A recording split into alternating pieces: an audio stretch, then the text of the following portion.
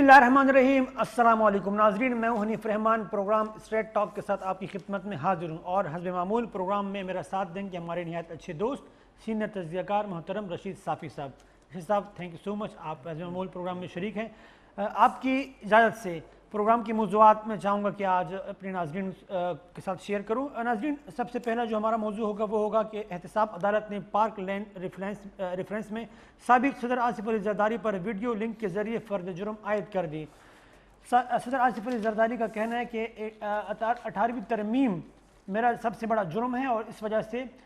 जो भी पेशियाँ हो रही हैं, जो भी मामलात मेरे साथ हो रहे हैं, उसकी वजह 18वीं तरमीम है, क्योंकि मैंने इस मुल्क को 18वीं तरमीम दी और उसके नतीजे में मेरे साथ ये जो है सिलसिला ये जारी रखे हुए हैं। नाज़रीन, दूसरा मौजू हमारा होगा चीफ जस्टिस पाकिस्तान जस्टिस गुलजार अहमद ने कराची शहर में बिलबोर्ड गिरने से मुतालिक अज खुद नोटिस केस की समाअत करते हुए रिमार्क्स दिए कि कराची को हर कोई तबाह कर रहा है, लगता है हुकूमत और मेयर की शहरियों से दुश्मनी है। और नाज़रीन, तीसरा मौजू हमारा होगा इंतहाई अहम अफ़गानिस्तान के हवाले से। अफ़गानिस्तान में लोया जरगा में किए गए फ़ैसलों के बाद अफ़गानिस्तान के अमन के हवाले से तजज़ियाकार और जो इस मामले को बड़े करीब से देखते हैं वो क्या सोचते हैं, क्या समझते हैं। आया लोया जरगा के फ़ैसले जो है वो अफ़गानिस्तान के अमन के हवाले से कितने अहम साबित हो सकते हैं। इन तमाम मौज़ूआत पर गुफ्तगू करेंगे। रशीद साफ़ी साहब, ये फरमाइएगा कि एहतसाब अदालत ने पार्क लेन के हवाले से जिस तरह आज फ़र्द जुर्म आयद किया आसिफ अली जरदारी साहब पर, और आसिफ अली जरदारी साहब का ये कहना है कि 18 अमेंडमेंट ही मेरी जो है सबसे बड़ी मैं कहूँ कि कोई मेरा सबसे बड़ा वो कदम है जिसकी वजह से ये तमाम तर मामलात जो है वो मेरे साथ हो रहे हैं। अब समझते हैं कि वाक़ईतन ऐसा ही है, 18वीं तरमीम ही वो जुर्म है आसिफ अली जरदारी का, या कुछ ऐसे इक़दामात भी उनके दौरे हुकूमत में उठाए गए थे जिसकी वजह से उनको ये तमाम चीज़ें भुगतनी पड़ रही हैं। शुक्रिया हनीफ साहब। जी देखिए, इसी आज की जो समाअत थी एहतसाब अदालत इस्लामाबाद की खुसूसी अदालत की, इसी समाअत के दौरान आसिफ अली जरदारी साहब ने एक मौके पर जज साहब को मुखातिब करते हुए कहा कि जज साहब, आप ऑर्डर में जो भी लिखना चाहते हैं वो लिख लें, मैं 30 सालों से इस किस्म के मुकदमात को भुगत रहा हूँ। तो यहीं से मैं आगाज़ करना चाहूँगा कि जब एक मुलज़िम 30 साल से एक ही किस्म के मुकदमात में पेश हो रहा है, तो 18वीं आईनी तरमीम तो अभी पीपल्स पार्टी की लास्ट हुकूमत में आसिफ अली जरदारी साहब का एक कारनामा था। तो अगर हम इस आर्गूमेंट को मद्देनज़र रखते हुए कि आसिफ अली जरदारी साहब ने एक सियासी तौर पे माइलेज लेने की ज़रूर कोशिश की होगी और वाकई 18वीं आईनी तरमीम पे कई क़ुव्वतें इस वक्त नाराज़ हमें नज़र आ रही है, लेकिन अगर हम मजमूई सूरत हाल को देखें हनीफ साहब, तो मेरे ख़्याल में ये कहना आसिफ अली जरदारी साहब का गलत है कि सिर्फ 18वीं आईनी तरमीम की सज़ा उन्हें मिल रही है। फिर उन्हीं के कहने के मुताबिक 30 साल से वो किन केसों और किन बुनियाद पर और किन वजूहात पर इस किस्म के मुकदमात का सामना करना उनको पड़ रहा था। इसके साथ साथ अगर हम अमूमी तौर पे इस पूरे केस को या पूरी सिनारियो को देखें, कलामी की माफ़ी चाहूँगा। फिर ये फरमाइएगा कि फिर अगर 30 साल से ये तमाम पेशियाँ हो रही हैं, 30 साल से ये तमाम चीज़ें हो रही हैं, साबित क्यों नहीं होता फिर ये तमाम चीज़ें जो इल्ज़ामात लगाए जाते हैं, वजह क्या है? फिर वो तो एक अलग मौजू है, उस पर भी बात कर लेंगे कि प्रोसिक्यूशन की कमियां, खामियां, कमज़ोरियां कहाँ पे हैं। नैब या इससे पहले एहतसाब के जितने इदारे हैं, चाहे वो आसिफ अली जरदारी साहब के दौर में नैब का इदारा हो या उससे पहले मियां नवाज़ शरीफ साहब के वक्त में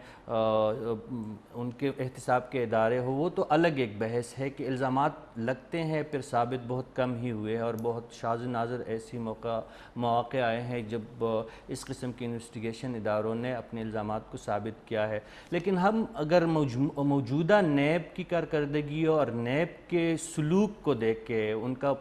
वे ऑफ कंडक्ट को देख के,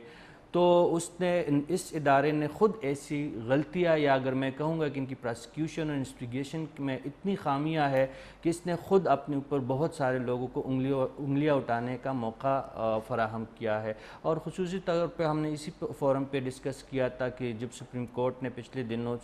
नैब के इदारे के हवाले से जो रिमार्क्स दिए हैं, उसके बाद तो इस इदारे का अपना साख बहुत ही दाव पे लगा हुआ है और अपने साख को दुरुस्त साबित करने के लिए या बरकरार برقرار رکھنے کے لیے نیب کی ٹیم کو بہت زیادہ محنت کرنے کی ضرورت ہوگی. آپ کی بات کہ کیوں نہیں ثابت ہو سکی تو یہی تو وجوہات ہے کہ ان کی پراسیکیوشن میں کمی ہے, اس سے پہلے تحقیقات میں کمی ہوتی ہے, اور بدقسمتی سے جو بیشتر مقدمات ہیں حنیف صاحب وہ سیاسی بنیادوں پہ ہمیں اس کا وجود قائم ہوتا ہوا نظر آتا ہے. اچھا, تو یہ ایسا کیوں نہیں ہوتا پھر, یہ اصلاحات ایسی کیوں نہیں کی جاتی جس کی وجہ سے جو انگلیاں جو اٹھائی جاتی ہیں, جو سوالات اٹھائے جاتے ہیں, جن تحفظات یا خدشات کا اظہار کیا جاتا ہے, تاکہ یہ سلسلہ ختم ہو جائے اور جو واقعتاً کرپٹ لوگ ہیں ان کا احتساب ہو. تو آپ نہیں سمجھتے کہ اصلاحات نہ کرنا یا ایسا کوئی میکینزم نہ بنانا جس کی وجہ سے واقعتاً جو کرپٹ لوگ ہیں ان کو سزا ملے, یہ اگر ایسا نہیں ہو رہا تو پھر کیا ہم یہ سمجھیں کہ یہ ان لوگوں کو ریلیف دینا ہے اور کسی نہ کسی طریقے سے ایک پولیٹیکل پریشر بلڈ کر کے اپنی بات منوانا, یہی مقصد رہ گیا نیب کا؟ حنیف صاحب, ایک بات تو طے ہے کہ اس ملک میں احتساب کی اشد ضرورت ہے. جب سے یہ ملک کا قیام آیا ہے تو قائد اعظم محمد علی جناح اور اس کے بعد شہید لیاقت علی خان کے بعد جو بھی حکمران آئے, بدقسمتی سے ان حکمرانوں پہ الزامات لگتے رہے. موجودہ حالات میں اگر ہم دیکھیں, آصف علی زرداری صاحب جیسے شہزاد انور بھٹی صاحب ہمارے ساتھ موجود ہیں, سابق ڈی جی نیب, ان سے بات کریں گے. بھٹی صاحب السلام علیکم سر. بہت شکریہ سر, آپ نے اپنا وقت دیا, تھینک یو سو مچ. سر یہ فرمائیے گا, آج آصف علی زرداری صاحب کا یہ کہنا تھا جب ان پر فرد جرم عائد کی گئی تو ان کا یہ کہنا ہے کہ 18 امینڈمنٹ جو ہے یہ میرا سب سے بڑا جرم ہے. 18 امینڈمنٹ کی وجہ سے یہ تمام چیزیں جو ہیں ان کا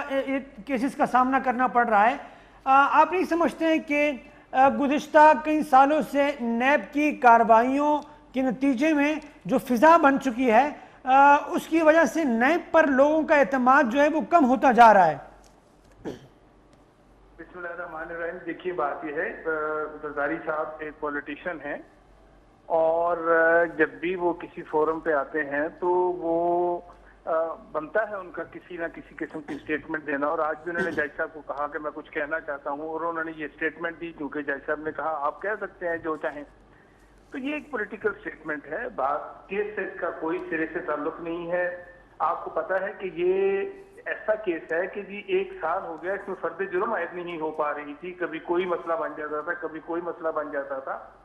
اور ابھی پھر کورٹ نے ان کی وہ درخواست خارج کر کے اور ویڈیو لنک کے اوپر یہ فرد جرم عائد کی ہے. تو اس کو پہلی بات تو یہ ہے کہ جی. اچھا بھٹی صاحب, قطع کلامی کے لیے معافی چاہوں گا, یہ آصف علی زرداری تو پولیٹیشین ہے, ٹھیک ہے, ہم نے مان لیا. سپریم کورٹ کے جو ریمارکس تھے نیب کے حوالے سے سعد رفیق صاحب کے کیس میں, وہ بھی تو ہمارے سامنے. آپ نہیں سمجھتے ہیں کہ وہ باتیں بھی بہت اہم ہیں؟ بالکل بہت اہم ہے. اس لیے میں اہم کہتا ہوں کہ سپریم کورٹ جو ہے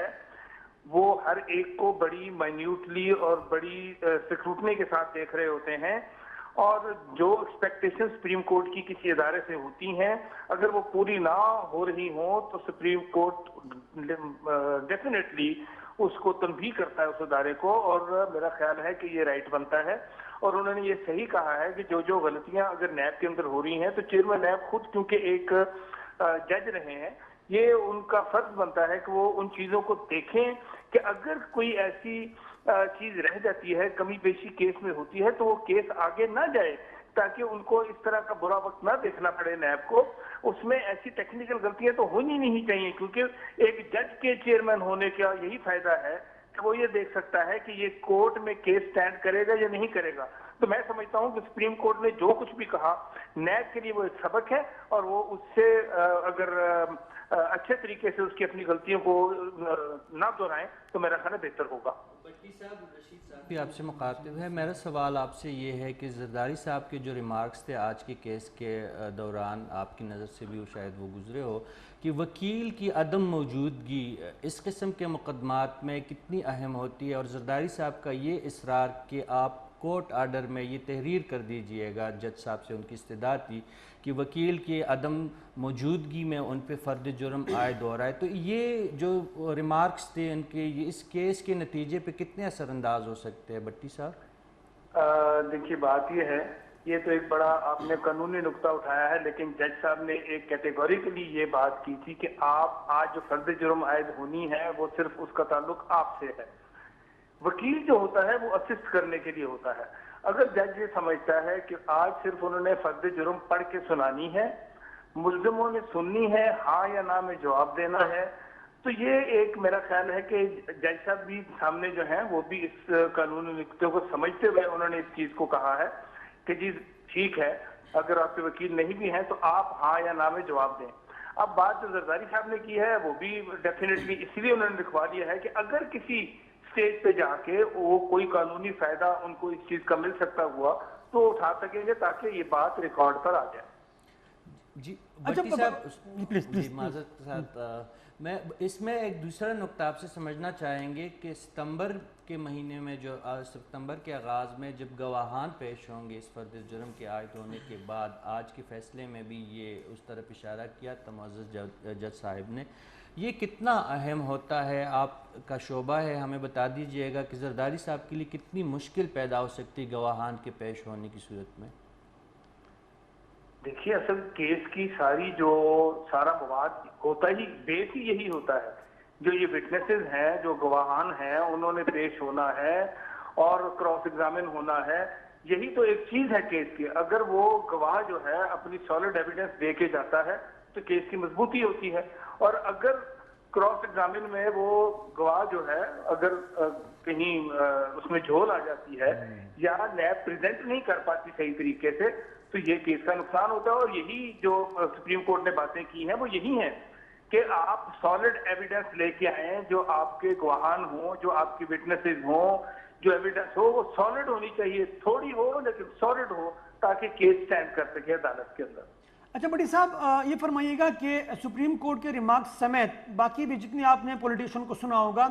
जिस अदम एतमाद का इजहार किया जाता है नेब के हवाले से, तो जब तक नेब का जो इदारा है उस पर एतमाद बहाल नहीं होगा लोगों का, अवाम का, तो अगर जितना भी एहतसाब किया जाए लोग उस पर यकीन नहीं रखेंगे। आप ये फरमाइएगा ऐसे काबिल अमल क्या इक़दाम हो सकते हैं, फौरी इक़दाम हो सकते हैं नेब की जानिब से, क्योंकि आप नेब को बहुत जो मामलात आप समझते हैं, जो आप देखते हैं, यकीनन आप बहुत ज़्यादा गहराई से देखते हैं, तो ऐसे कौन से इक़दाम हैं जो कि काबिल अमल हो और फौरी उठाए जाएँ, तो कम अज़ कम लोगों का एतमाद जो है वो बहाल हो सकता है? देखिए, आपने दो सवाल किए हैं, इसके दो हिस्से हैं। पहला तो यह है लोगों का इत्मीनान की बात आपने की। देखिए, इत्मीनान कौन नहीं कर रहा? वही लोग नहीं कर रहे जिनके ऊपर नैब केस बनाती है। चीखें वही लोग मारते हैं जिनके ऊपर केस बनते हैं, बाकी लोग तो चीखें नहीं मारते ना। तो बाकी लोगों का इत्मीनान है, अवाम का इत्मीनान है, सिर्फ उन लोगों का इत्मीनान नहीं है जिन लोगों के ऊपर केस बनते हैं। सुप्रीम कोर्ट के रिमार्क से बात भट्टी साहब, ये बात मेरे ख्याल में मैं वहां आ रहा हूँ जी। तो पहली बात तो ये है कि जी आप पिछली 20 साल की नैब की रिपोर्टें निकाल के देखिए तो आपको परफॉर्मेंस नजर आ जाएगी। अब सुप्रीम कोर्ट की बात यह है कि सुप्रीम कोर्ट ने जो बात की है ना कि जी अगर आप, उन्होंने कहा कि आज तक 20 साल हो गए आपने रूल्स नहीं बनाए, तो ये बहुत इंपॉर्टेंट चीज है, क्योंकि ये जो कुछ चीजें बड़ी इम्प्लीकेशन पैदा हो रही थी कि चेयरमैन अरेस्ट कर रहे हैं लोगों को और वो डिफरेंट टाइम पे कर रहे हैं और किसी को नहीं कर रहे हैं, तो ये चीजें अगर रूल्स बने हों जो कि नैब का ऑर्डिनेंस है उसके ऊपर रूल फ्रेम हुए हों, तो वो क्लैरिफाई कर देंगे कि चेयरमैन ने किस टाइम पे किस वक्त किस शख्स को गिरफ्तार करना है ताकि डिस्क्रेशन ना रहे।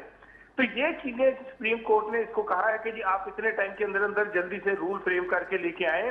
ताकि, क्योंकि एसओपी जो है वो नैब खुद बनाती है, लेकिन अगर रूल फ्रेम हो जाते हैं फिर वो चेंज नहीं हो सकते। एसओपी तो चेयरमैन जब चाहे चेंज कर सकते हैं, वो 3 महीने की बजाय 4 महीने कर दे, वो कोई हार्ड एंड फास्ट चीज नहीं है, एसओपी कोई एक रूल नहीं होता।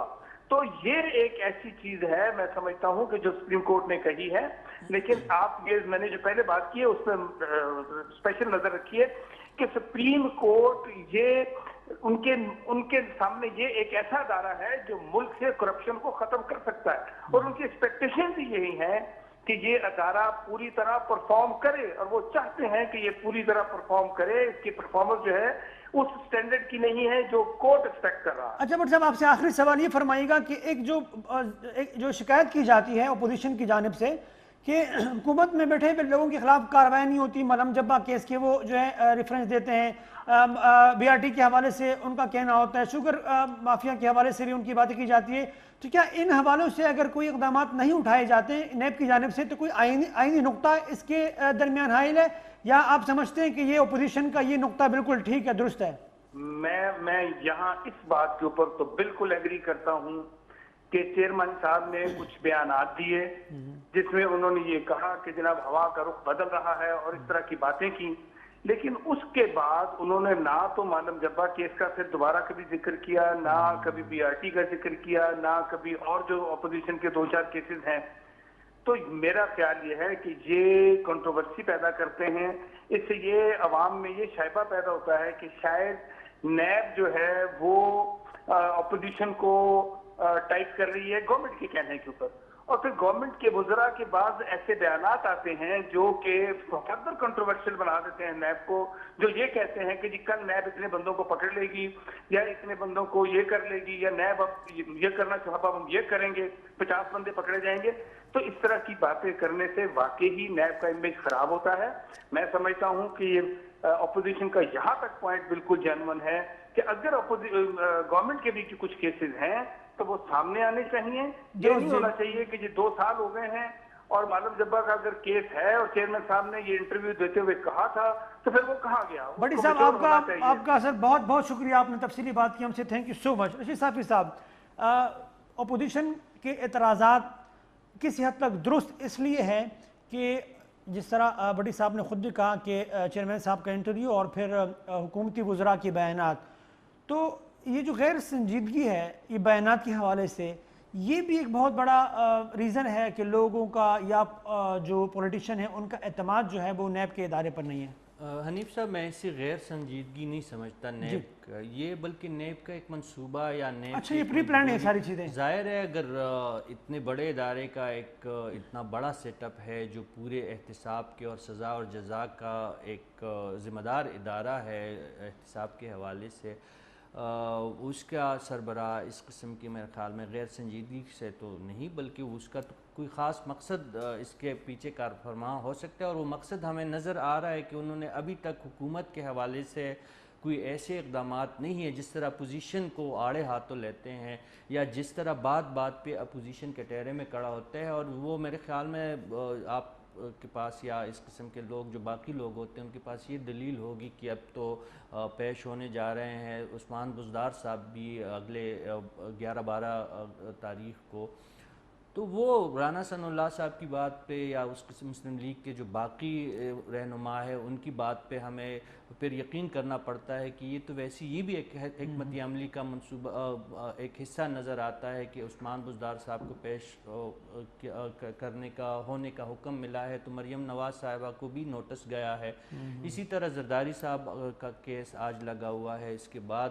بھی لامتناہی سلسلہ ہے اپوزیشن کے رہنماؤں کے خلاف. ہم جو آپ نے بہت اچھا جو پوائنٹ آؤٹ کیا،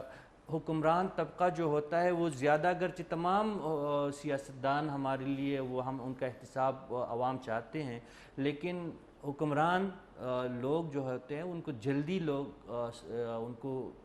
انصاف کے کٹہرے میں دیکھنا چاہتے ہیں. بالکل بالکل، وہ زیادہ ان کی ذمہ داری زیادہ ہوتی ہے. بالکل. اچھا رشید صاحب ہم پروگرام کے دوسرے ٹاپک کی جانب بڑھیں گے. آج chief justice Pakistan justice Gulzar Ahmed صاحب نے کراچی شہر میں بل بورڈ گرنے کے حوالے سے جو اسقوط نوٹس کیس کی سماعت کی تو بڑے اہم ریمارکس انہوں نے دیے ہیں. ایک تو یہ کہ کراچی کو ہر کوئی تباہ کر رہا ہے، نہ سندھ حکومت جو ہے وہ سنجیدگی کا مظاہرہ کر رہی ہے اور نہ کراچی کے میئر جتنے گزرے ہیں وہ تمام انہوں نے آج وسیم اختر سمیت سب پر الزام لگایا. کراچی شہر جو ہے وہاں پر کوئی آنرشپ لینے کے لیے تیار نہیں. کراچی شہر کا جو انفراسٹرکچر ہے وہ تباہ ہو چکا، خاص کر 80s کے بعد. جس طریقے سے ایم کیو ایم اس وقت ایک بہت منظم جماعت تھی اور ایم کیو ایم نے جس طریقے سے کراچی پر حکمرانی کی اور بلا شرکت غیر وہ کراچی پر رول کرتے رہے. وہ کئی خاص کر مشرف کے دور میں آپ نے دیکھا کہ تمام تر اختیارات اور بڑے طاقتور انداز میں انہوں نے کراچی کو رول کیا. رزلٹ یہ ہے کہ کراچی میں افراتفری پھیلی، کراچی میں انتشار پیرا، کراچی میں ایک دن میں 100 بندے مارے گئے اور سب کو پتہ تھا کہ نامعلوم افراد کون تھے، لیکن کسی میں اتنی جرت نہیں تھی کہ وہ ان کا نام لیتے. اب کراچی کی حالت یہ ہے کہ اگر ذرا سی بارش ہوتی ہے یا اگر زیادہ بارش ہوتی ہے، وہ زیادہ اور کم والی بات تو ہے نہیں. کیوں؟ آپ نے دیکھا نالے بھرے ہوئے ہیں، نالے صاف نہیں، اس کی وجہ سے کچرا گھروں میں چلا جاتا ہے. ایک عجیب سا ایک جنگل سا بن چکا ہے، ایک جمع غفیر ہے، کروڑوں جو ہے وہاں پر آبادی، کروڑوں کی آبادی ہے، بلڈنگیں بنی ہوئی ہیں بلا ترتیب. بغیر کسی ترتیب کے بلڈنگز بن رہی ہیں، کے ڈی اے جو ہے وہ پیسے لے کے لوگوں کو الاٹمنٹ دے دے کے، کچی آبادی والے الاٹمنٹ دے دے کے پیسے بٹور رہی ہے، مطلب وہاں پر کوئی پرسان حال نہیں۔ تو آج جس طریقے سے چیف جسٹس صاحب نے کہا کہ کراچی کا لگتا ہے کوئی جو ہے سارے ہی دشمن ہمیں نظر آ رہے ہیں، یہ بنے گا کیا کراچی کا؟ کیا ایسا تو نہیں ہے کہ ایک بات جو نکلی ہے کہ کراچی کو فوج کے حوالے کیا جائے، جو کہ امناً کسی حد تک کر بھی چکے ہیں، تو کیا اس طرف معاملات جانے کے لیے یہ تمام تر بیانات آ رہے ہیں، یا آپ سمجھتے ہیں کہ واقعتاً ایسا ہی ہے؟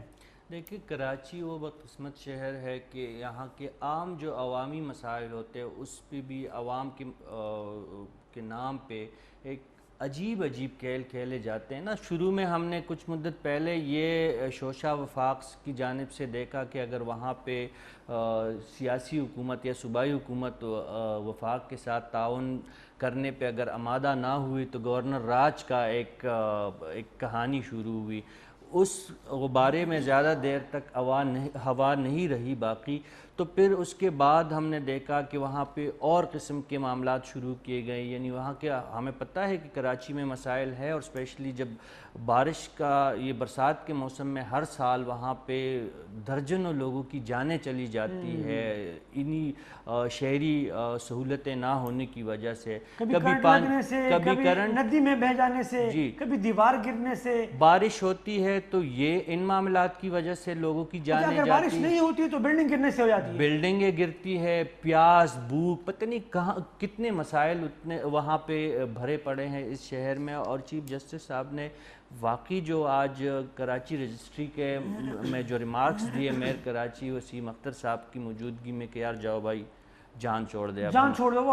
اور واقعی یہ عوام کی یہ صرف وسیم اختر صاحب کے لیے ریمارکس چیف جسٹس صاحب کی زبان پہ جو آج آئے ہیں صرف ان کے لیے نہیں، یہ جتنے بھی وہاں پہ سٹیک ہولڈرز ہیں اس سے کوئی بھی بڑی ذمہ نہیں ہے، نہ صوبائی حکومت، نہ ضلعی حکومت، نہ ضلعی انتظامیہ، نہ ضلعی بیوروکریسی، نہ وفاقی حکومت، اور اس کے ساتھ ساتھ جو بھی وہاں پہ سٹیک ہولڈر ہیں۔ ایک بات میں وضاحت کر دوں کہ کراچی میں جتنی بھی شہری ادارے ہیں، وہ کے ڈی اے ہے، وہ کے ایم سی ہے، وہ کے ای اے سی ہے،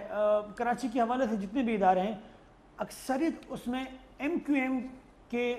دور حکومت میں بھرتی کیے ہوئے لوگ، اور ان کے بارے میں امپریشن یہ دیا جاتا ہے کہ وہ لوگ تھے جو کہ تنخواہ لے کے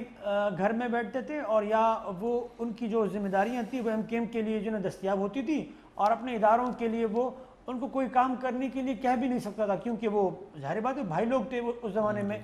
تو آپ نہیں سمجھتے کہ زیادہ حصہ ایم کیو ایم کے حصے میں آتا ہے؟ ظاہر ہے ذمہ داری زیادہ حکمرانی کی مزے اس جماعت نے وہاں پہ لوٹے ہیں، کراچی کے حوالے سے، بالکل کراچی کے حوالے سے بات کر رہا ہوں۔ اس کے علاوہ کراچی پہ اگر ان کی حکومت جس دور میں نہ بھی ہو تب بھی ان کا طوطی وہاں پہ بولتا رہا، ان کا سکہ چلتا رہا، اور آج بھی صرف لندن اور پاکستان کے نام بدل گئے ہیں، پھر بھی ان کی زیادہ اگر ہم مجموعی کی سیاسی قوت کی طرف اگر ہم دیکھیں گے تو وہ صرف ایم کیو ایم کی طرف دیکھیں گے، چاہے وہ پاک سرزمین پارٹی کی صورت میں ان کے لوگ اب موجود ہو، چاہے ایم کیو ایم پاکستان کے لوگ موجود ہو، یا اب بھی الطاف بھائی کا جو دم بھرتے ہیں ان کے نام کا، چاہے وہ لوگ، وہ سب سے زیادہ ذمہ دار ہے۔ لیکن میں سمجھتا ہوں کہ اس سٹیج پہ اگر ہم بات کریں گے نا تو وفاقی حکومت اور پھر وفاقی حکومت کے وہاں پہ ایک بہت وسیع نمائندگی ہے، وہاں سے ایم این ایز ان کے آئے ہیں، وہاں سے M P as Pakistan Tehreek Insaf کے ہیں، تو یہ سوشل میڈیا پہ چند جو ہم وفاقی وزراء کراچی کے دیکھتے ہیں وہ جو چیزیں شیئر کرتے ہیں، کبھی پانی کا تو کبھی کشتی کا تو کبھی سائیکل ڈوبی ہوئی ہے تو کبھی کار ڈوبی ہوئی ہے، تو یہ لوگ اگر ان چیزوں سے شیئر کرنے سے یا سوشل میڈیا پہ واویلا کرنے کے بعد یہ سمجھتے ہیں کہ یہ لوگ بری و ذمہ ہے، تو ان کی غلط فہمی ہے۔ یہ سارے سٹیک ہولڈر، اور اس کے ساتھ ساتھ اب دیکھیں این ڈی اے میں وہاں پہ موجود ہے، وہاں پہ ان کی نگرانی میں نالوں کی صاف کیے جا رہے ہیں، بہت شہری مسائل حل کرنے کی کوشش کی جا رہی ہے، تو چلے ہم یہ مارجن تو دے سکتے ہیں کہ وہ ابھی انہیں گئے ایک ہفتہ، میرے خیال میں ہفتہ 10 دن ہوئے ہیں، لیکن آنے والی سیزن میں پھر ان لوگوں کو بھی عوام نہیں بخشے گی اور ان لوگوں سے بھی پوچھنے کا حق حاصل ہوگا عوام کو جو اس قسم کے ادارے ہیں. لہٰذا جو چیف جسٹس صاحب نے آج پورے ایک بھرپور دن گزارا وہاں پہ اور جتنی بھی ذمہ دار ادارے تھے ان کے سربراہان کو انہوں نے لائن حاصل کیا, ان سے انہیں باز پرس کی, ان کی سرزنش کی. اور آج اب ہم خبریں سن رہے تھے کہ بل بورڈ اور سائن بورڈ, یار کس شہر میں ایسا ہوتا ہے کہ ایڈورٹائزمنٹ کے لیے جو قائم بورڈ اور سائن بورڈ ہے اس کے نیچے لوگ آ کے زخمی ہو رہے ہیں اور جان سے جا رہے ہیں, مر رہے ہیں ان سے. سائن بورڈ آپ دیکھیں وہ آج تو فوری طور پہ یہ کچھ اداروں نے پرتیاں دکھائی ہے, تو کچھ سنا ہے کہ وہاں سے بل بورڈ اور سائن بورڈ تو اتارے گئے, لیکن جو دیو قامت وہاں پہ بڑے بڑے سٹرکچر اس مقصد کے لیے سائن بورڈ اور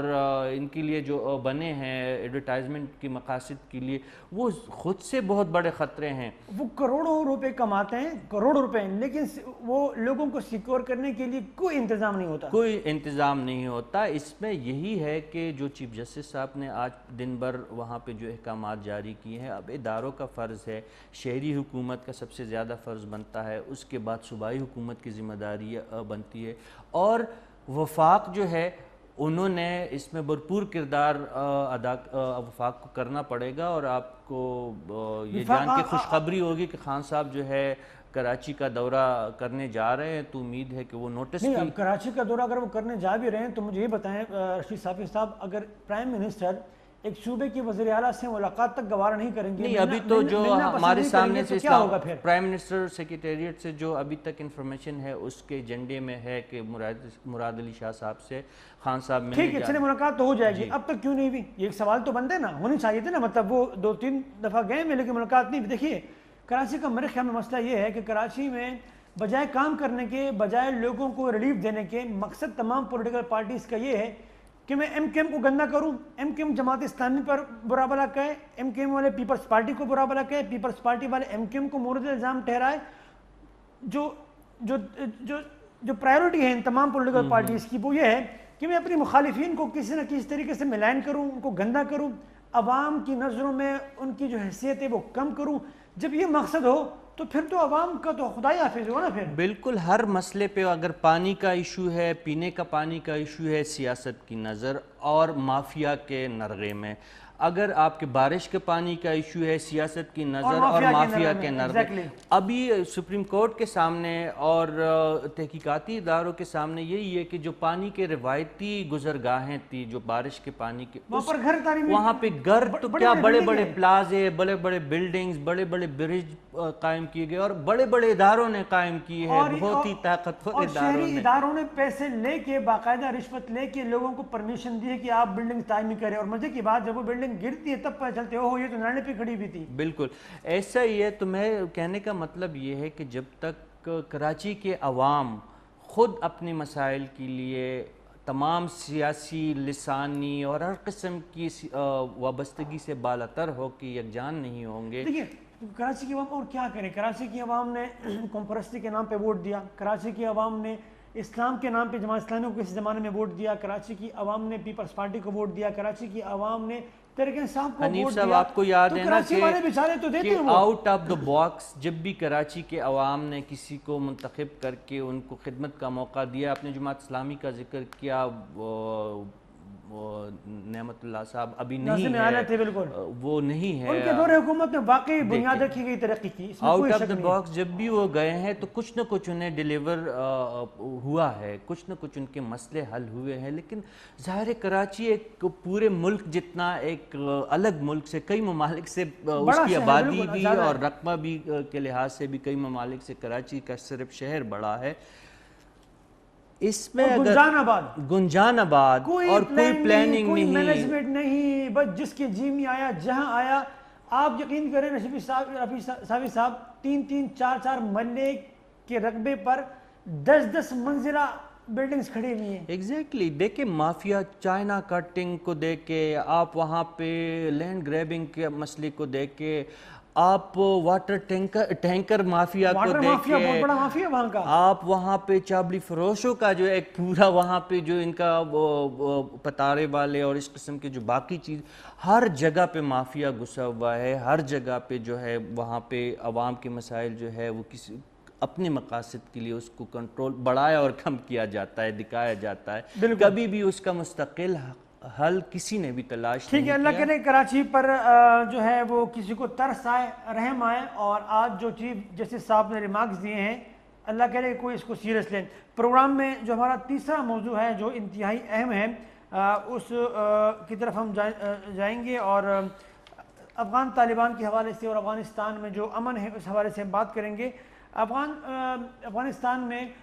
کئی دہائیوں سے آپ نے دیکھا کہ وہاں بدامنی ہے، اور جو زیادہ الزام لگایا جاتا ہے مقامی لوگوں کی جانب سے یا افغانستان کے جو اپنے مختلف اسٹیک ہولڈر ان کی جانب سے، الزام یہ لگایا جاتا ہے کہ افغانستان کے اپنے لوگ اس انتشار کا یا اس انتشار کے ذمہ دار ہرگز نہیں، بلکہ پڑوسی ممالک یا بین الاقوامی طاقتوں نے ایک میدان جنگ بنایا ہوا ہے اپنے مفادات کا. اپنے مفادات کے تحفظ کے لیے ہر کوئی آ کے افغانستان میں لڑائی لڑتا ہے، چاہے وہ رشیا ہو، چاہے وہ پاکستان ہو، چاہے وہ ایران ہو، چاہے وہ امریکہ ہو، چاہے وہ برطانیہ ہو، چاہے وہ کوئی بھی ملک ہو.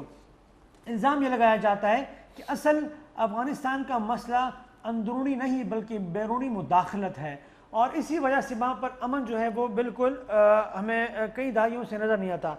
تو آپ کیا سمجھتے ہیں کہ افغانستان کے امن کے حوالے سے جو لویا جرگہ ہوا، اور لویا جرگہ میں یہ فیصلہ ہوا کہ 400 جو طالبان قیدی ہیں ان کو رہا کیا جائے گا،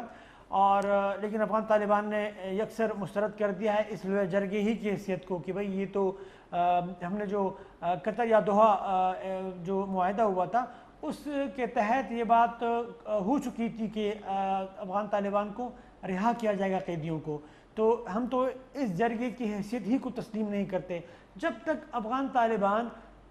جرگے کو تسلیم نہ کرے اور جو وہاں پر افغانستان کے اپنے لوگ ہیں ان کے درمیان مذاکرات کا عمل شروع نہ ہو، جو بین الافغانی جو مذاکرات جسے کہتے ہیں بین الافغان. اچھا ایاز وزیر صاحب لائن پر ہیں، میں چاہوں گا ان سے، کیونکہ وہ بہت زیادہ گہری نظر رکھتے ہیں تمام معاملات پر، ان سے بات کریں. ایاز وزیر صاحب السلام علیکم سر. جی وعلیکم السلام ورحمۃ اللہ. سر بہت شکریہ آپ نے اپنا وقت دیا. ایاز وزیر صاحب یہ فرمائیے گا، لویا جرگہ افغانستان میں جو ہوا اور پھر افغان طالبان کے حوالے سے یہ کہا گیا کہ لویا جرگہ کی کوئی آئینی یا قانونی حیثیت ہم نہیں مانتے، انہوں نے کہا کہ ہم آفیشلی اس جرگے کو سرے سے مانتے ہی نہیں. آپ کیا سمجھتے ہیں لویا جرگہ کے جو فیصلے ہیں، ان فیصلوں کے نتیجے میں افغانستان میں امن جو ہے کس حد تک ممکن ہو سکتا ہے اگر ایک طرف افغان طالبان لویا جرگہ کو تسلیم کرنے کو ہی تیار نہیں؟ نہ یہ تو میری نظر سے آج اور کل میں نہیں گزرا جو آپ کہہ رہے ہیں. میں نے تو یہ پڑھا ہے اخباروں میں، رپورٹوں میں کہ طالبان نے لویا جرگہ کے فیصلے کو سراہا ہے کہ ہمارے 400 جو قیدی تھے جو نہیں چھوڑا رہے تھے اس کا فیصلہ لویا جرگہ نے کر لیا کہ ان کو چھوڑ دیں. تو اشرف غنی نے کہہ دیا کہ میں سنڈے کو اتوار کے دن اس پہ دستخط کر لوں گا، اور طالبان کے نمائندہ شاید سہیل شاہین اس کا بیان کوٹ کیا تھا کہ اب یہ قیدی رہا ہو جائے تو اسی ہفتے انٹرا افغان ڈائلاگ شروع ہو سکتا ہے. بھائی جونوں میں آپ کی بات مان لوں یا جو اچھا بعض حوالوں سے اس طرح کی اطلاعات بھی آئی ہے، چونکہ انہوں نے ایک مختلف میڈیا جو ہاؤس ہیں ان سے بات بھی کی ہے، اس تناظر میں ہم یہ بات کر رہے تھے. بہرحال اگر ایسا ہے تو یہ بہت خوش آئند بات ہوگی. یہ فرمائیے گا کہ اگر ایسا ہوتا ہے جو آپ کہہ رہے ہیں تو پھر ہم یہ سمجھیں کہ آنے والے وقت میں افغانستان کے عوام کو خوشخبری مل سکتی ہے امن کے حوالے سے؟ دیکھیے خوشخبری تو یہاں تک ہے کہ جو امریکہ کے ساتھ ایگریمنٹ ہوا تھا دوحہ میں، یہ اس کا ایک قسم کا منطقی انجام تھا کہ دونوں طرفین کے قیدی ایک دوسرے کو چھوڑ دیں گے، پھر اس کے بعد افغانی حکومت اور طالبان یہ آپس میں بیٹھ جائیں گے اور افغانستان کے لیے آئندہ امن اور حکومت اس کا فیصلہ کریں گے. तो अब खुशाइंद बात तो है कि ये फैसला अच्छा हुआ है। इसके बाद अमन मुज़ाकरात मजीद आगे ले जाने पे कोई रुकावट और नजर नहीं आती। तो अल्लाह करे उसके बाद ये बैठ जाए और किसी मुआहदे पे पहुंच जाए। लेकिन असली मुश्किल मरहला अब शुरू होगा जब तालिबान और अफगान हुकूमत या इंट्रा अफगान डायलॉग जिसे ये कहते हैं, जब वो शुरू हो जाए तो उसमें मंतकी अंजाम तक पहुंचना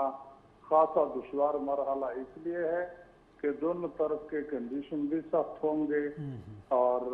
दोनों तरफेन चाहेंगे कि आइंदा हुकूमत में उनका पलड़ा भारी रहे। तो इसमें खासा लेना देना पड़ेगा। और फिर सिर्फ ये दोनों तरफेन नहीं है, अफगान हुकूमत और तालिबान, ये बाकी जो वारलाट पुराने थे या अभी जो लीडर्स है अफगानिस्तान में वो भी शामिल होंगे। तो हर एक अपना हिस्सा बकदर जुसा वाली बात होगी। तो अब उसमें कैसे वो फैसला करते हैं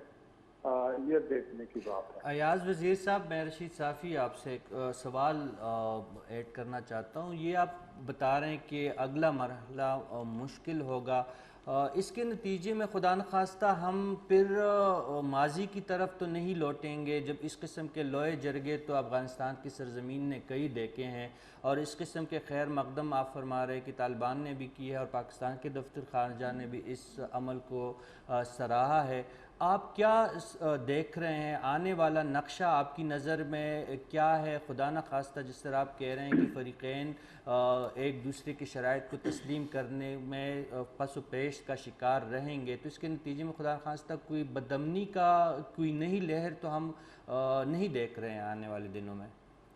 देखिए, अब इसमें मुश्किलात तो खासे हैं क्योंकि वो लोग जो अफगानिस्तान में अमन के हक में नहीं है, या दूसरे अल्फाज में जो अफगानिस्तान को इसी तरह रहना चाहते हैं ताकि उनके अपने मकासद पूरे हों, तो वो तो इसमें रोड़े अटकाएंगे, वो किसी तरह इसको डिरेल करेंगे। शायद धमाके भी हो जाए, खुदा ना करे, ताकि ये एक दूसरे के ऊपर इल्ज़ाम लगा ले कि ये तालिबान ने किया है या तालिबान का हुकूमत ने किया है। तो एक तो ये एलिमेंट है। दूसरा, अफगानिस्तान के अंदर जो लोग हैं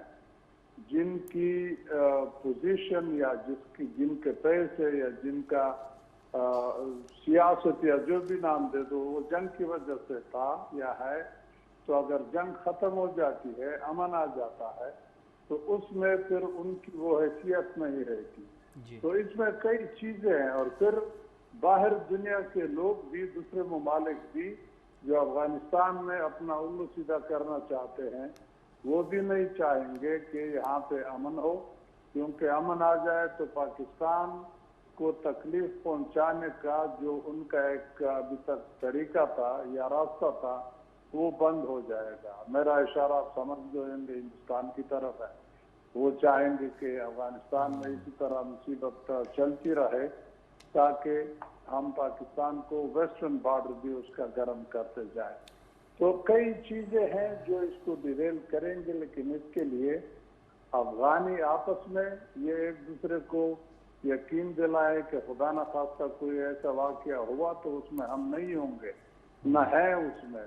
तो ये एक दूसरे के ऊपर एतमाद करें। और फिर अमेरिका, क्योंकि वहाँ मौजूद है अफगानिस्तान के अंदर, सुपर पावर है, और पाकिस्तान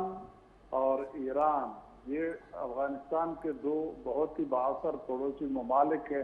जिनका गहरा इंटरेस्ट है अफगानिस्तान के अंदर। साहब आपका जी, तो ये दोनों ममालिक है, ईरान पाकिस्तान भी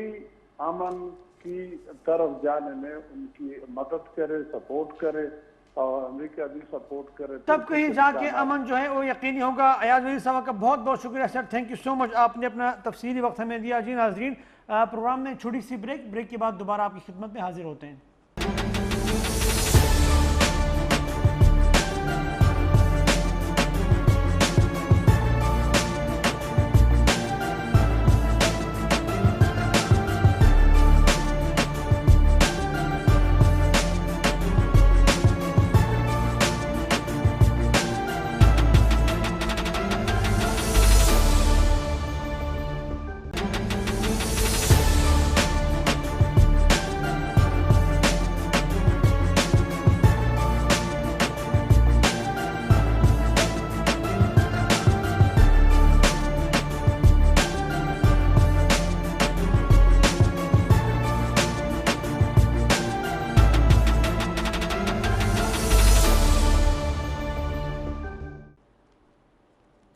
جی ناظرین، پروگرام میں ویلکم بیک۔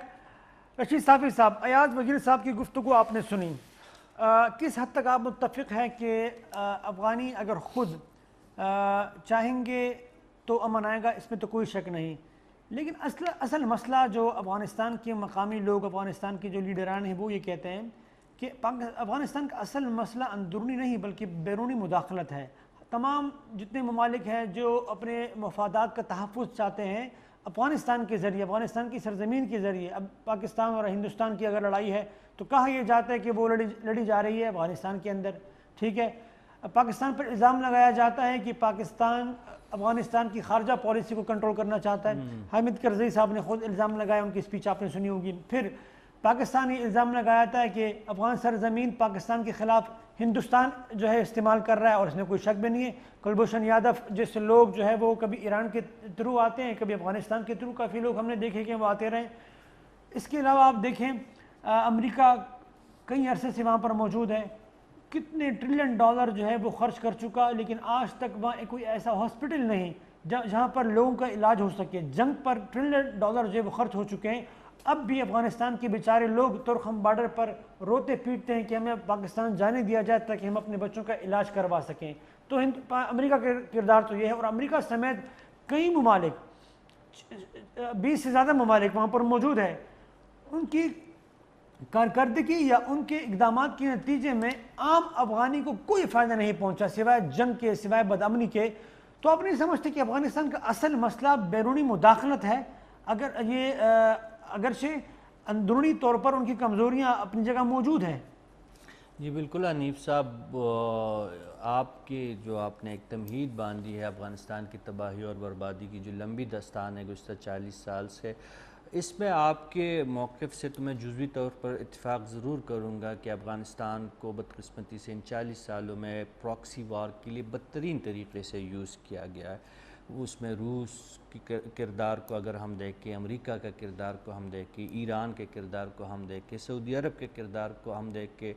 پاکستان کے کردار کو اگر ہم دیکھیں، اور اب جو نیا وہاں پہ اسٹیک ہولڈر بننے کی کوششوں میں لگا ہوا ہے چائنا کے کردار کو ہم دیکھیں نا، تو بدقسمتی سے وہاں پہ واقعی آپ کی بات صحیح ہے کہ یہ ایک بیرونی مداخلت اور اپنی پراکسی وارز اور اپنے مقاصد حاصل کرنے کے لیے افغانستان کی بدقسمت سرزمین کو بہت بے دردی سے یوز کیا گیا ہے۔ لیکن اس کے ساتھ ساتھ میں یہ بات جو ہے کہ یہ صرف بیرونی مداخلت کی وجہ سے افغانستان کی زبو خالی ہے، تو میں اس سے اتفاق ہرگز نہیں کروں گا۔ افغان عوام اور اپنے آپ کو افغان قیادت کہنے والی قوت ہے، اس بربادی اور تباہی کی برابر ذمہ دار ہے، بلکہ میں زیادہ ذمہ دار سمجھتا ہوں۔ 40 سالوں میں آج ڈاکٹر عبداللہ جو لویا جرگہ میں بھی اس نے خطاب کیا ہے، اور اس وقت وہ جو ہائیسٹ پیس ریکنسیلیشن اور اس کا کونسل جو ہے اس کے چیئرمین بھی ہے ڈاکٹر عبداللہ صاحب، وہ جو فرما رہے ہیں کہ 40 سال ہم پہ یہ ان لابیوں نے یا ان جگہوں سے ہماری پراکسی وار کے ذریعے ہمارے افغانستان کی سلامتی کو یہ نقصانات پہنچائے گئے ہیں، تو یہی ڈاکٹر عبداللہ، یہی رشید دوستم، یہی عبدالرب سیاب، یہی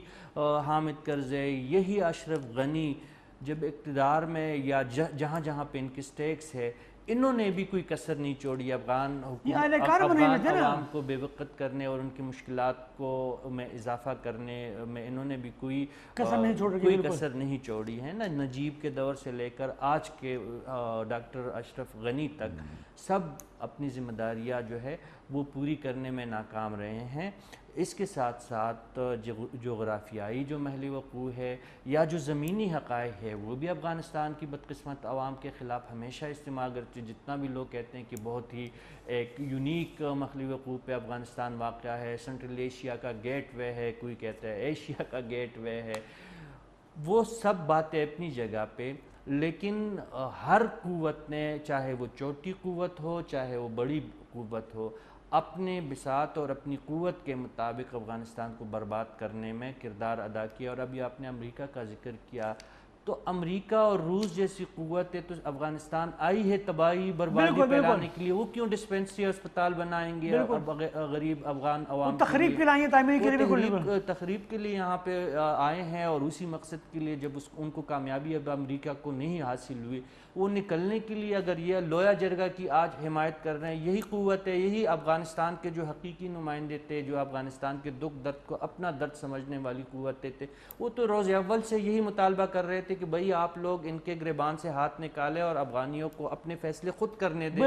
لویا جرگہ اس سرزمین کے، افغانستان کے سرزمین کی ایک پرانی روایت ہے، اور جب بھی میں سمجھتا ہوں کہ بہت ایاز وزیر صاحب نے تو بہت خدشات کا بھی اظہار کیا، لیکن چلے اگر یہ لویا جرگہ جو میری نظر میں ایک نمائندہ لویا جرگہ اس لیے تھا کہ 34 صوبوں کے تقریباً 3400 عمائدین نے اس میں شرکت کی، جرگے ممبران نے اس میں شرکت کی، اور شمالی جو سابق شمالی اتحاد تھے ان کے نمایاں لیڈران میں، اور پشتون لیڈرشپ، ازبک، ہزارہ، تقریباً ہر طبقہ فکر موجود، تمام مکتب فکر کے لوگ وہاں پہ موجود تھے، اور جو 34 نکاتی قرارداد اس لویا جرگہ کے اختتام پہ جو منظور ہوئے حنیف صاحب، وہ بہت اہم ہے۔ اس میں اگر آدھے نکات پہ بھی عمل درآمد کیا جائے نا، تو اس بدقسمت افغانستان کی قسمت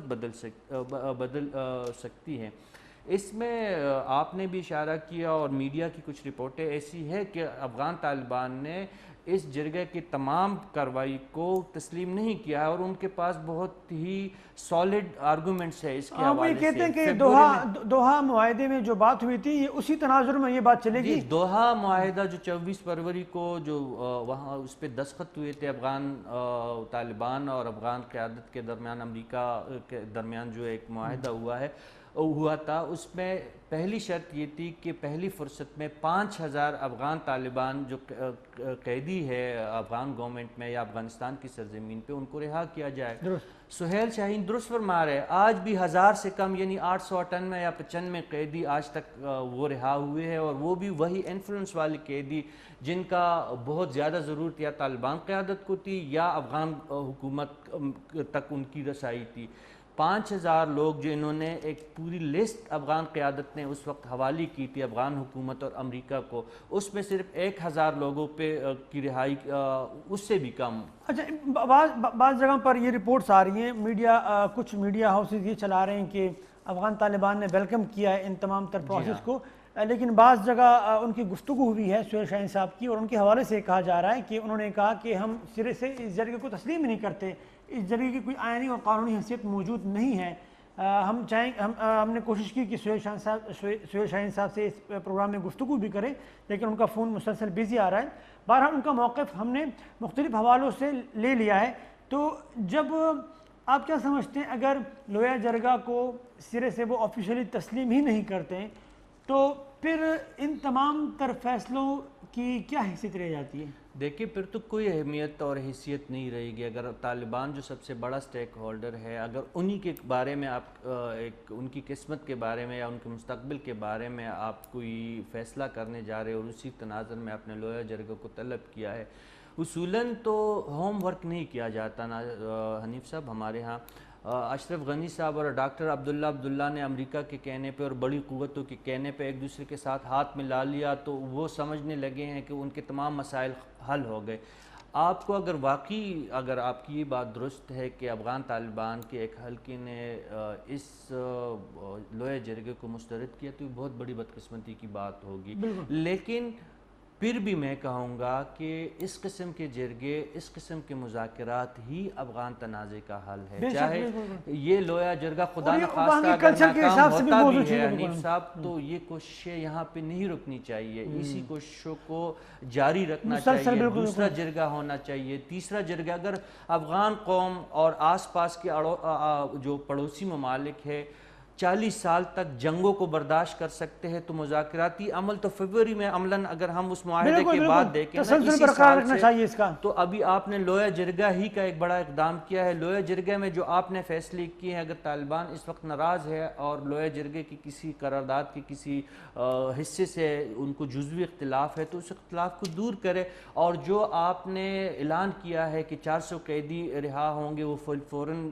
فوراً ان قیدیوں کو رہائی ملنی چاہیے۔ چاہیے. اور اس سے بڑھ کے میں کہوں گا کہ واقعی اگر ڈاکٹر اشرف غنی, ڈاکٹر عبداللہ رشید دوستم اور امریکی قوتیں واقعی امن اگر وہ چاہتی ہے وہ قوتیں, تو انہیں پھر اپنے وعدے کو ایفا کرنا ہوگا. جو 5000 قیدیوں کی رہائی کا دوحہ میں وعدہ کیا گیا تھا افغان طالبان کے ساتھ زلمے خلیلزاد کی موجودگی میں, تو وہ 5000 کی تعداد انہیں پوری کرنی ہوگی, یا اگر وہ قیدی ان کے قید میں نہیں ہے انہیں زلمے خلیلزاد صاحب بھی بار بار دونوں فریقین سے افغان طالبان سے اور حکومت سے یہ مطالبہ کر رہے ہیں کہ آپ آپس میں مذاکرات جلد شروع کریں, تو آپ سمجھتے ہیں کیا ان کی بات کو وہ تسلیم کر لیں گے اور مذاکرات شروع ہو جائیں گے؟ کیونکہ افغان طالبان تو سرے سے ماننے کو تیار نہیں اس حکومت کو. ایک بات ہمیں سمجھنی چاہیے کہ افغان طالبان افغان حکومت اور امریکی حکومت کو دو الگ فریق تسلیم کرتے ہی نہیں ہیں, وہ انہیں ایک فریق کے طور پہ دیکھ رہے ہیں. اور اصل طاقت کا جو مرکز ہے وہ سمجھتے ہیں کہ وہ امریکن ہے, وہ یہی تو طالبان کی جو بنیادی نقطہ ہوتا ہے ہر فورم پہ. اس لیے تو دوحہ میں انہوں نے امریکہ کے ساتھ معاہدہ کیا نا. اگر واقعی وہ افغان سیاسی قیادت کو طالبان اہمیت دیتی یا سمجھتی کہ افغان قیادت ہی تمام سیاہ اور اس تمام چیزوں کی ذمہ دار ہے, تو شاید اس وقت بھی افغان حکومت کے ساتھ ہی وہ مذاکرات کرتے یا ان کے ساتھ معاہدہ کرتے. لیکن انہوں نے امریکہ کو اہمیت دی, اور اس وقت بھی امریکی اہمیت اور وہ یہ سمجھتے ہیں کہ اصل اختیار امریکہ کے ہاتھ ہی میں ہے. جی, اصل اختیار رشید صاحب بہت بہت شکریہ, تھینک یو سو مچ. جی ناظرین, آج کے پروگرام کے لیے بس اتنا ہی. اگلے پروگرام تک کے لیے ہمیں اجازت دیجیے. اپنا بہت خیال رکھیے گا. اللہ حافظ.